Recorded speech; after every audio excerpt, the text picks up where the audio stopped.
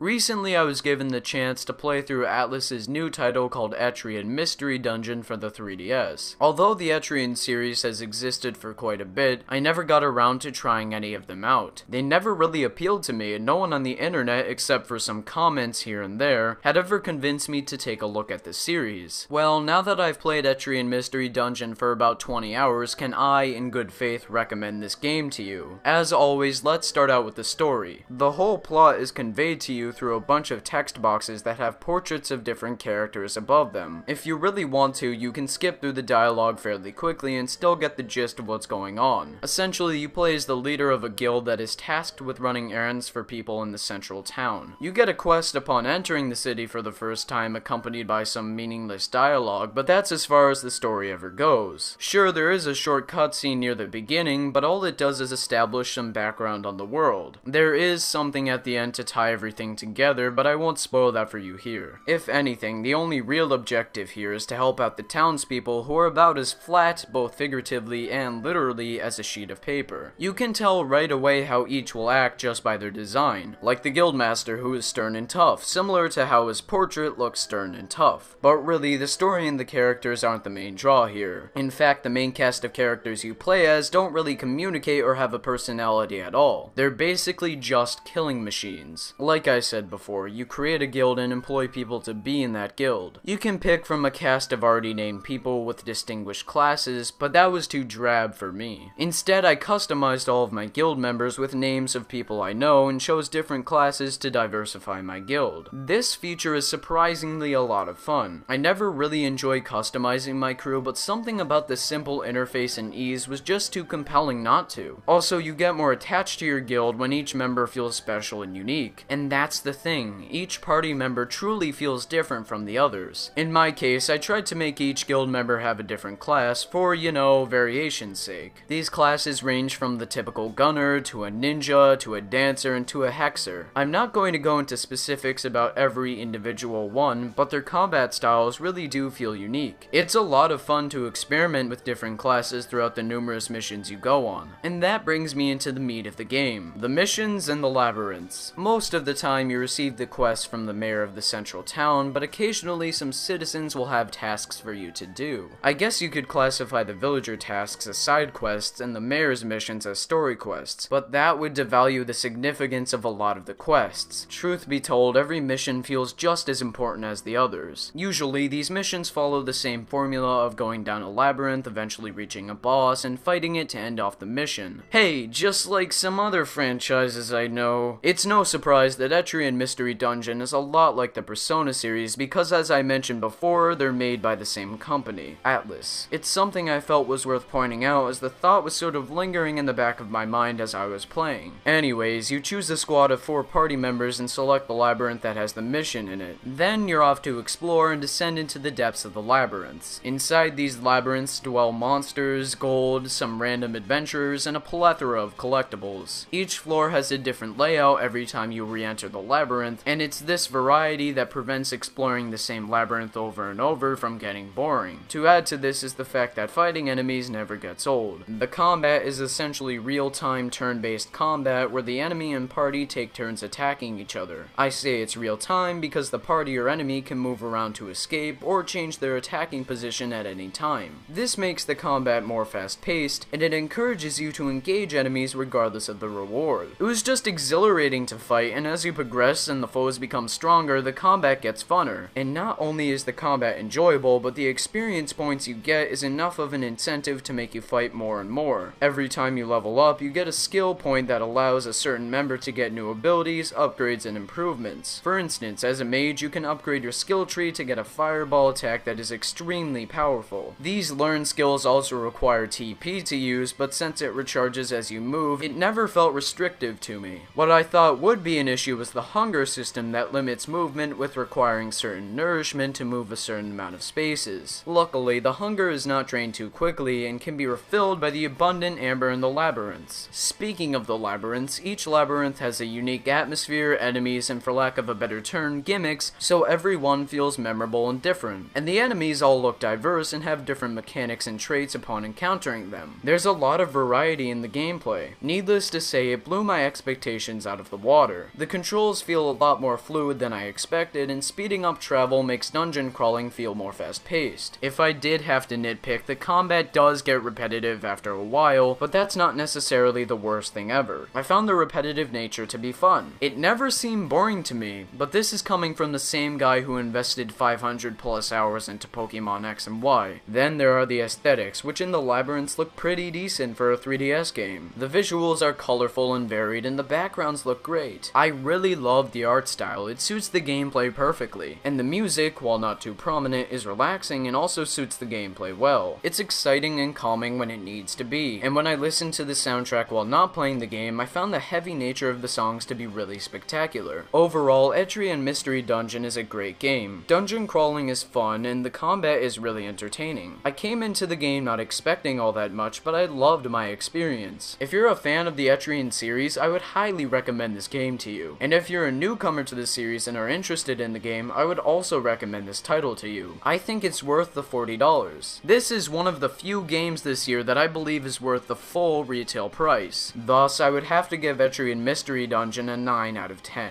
In addition to all of these great features, there is a lot of replay value to be had. After you finish the last dungeon, other more challenging labyrinths open up that you can explore and conquer. There's a lot to do in Etrian Mystery Dungeon, despite it just appearing to be a standard dungeon crawler. But if you disagree or agree with my opinions, let me know in the comments below. If you're new to the channel, consider subscribing to never miss any of my new content. And as always, thank you so much for watching and take care. Have a wonderful day and goodbye!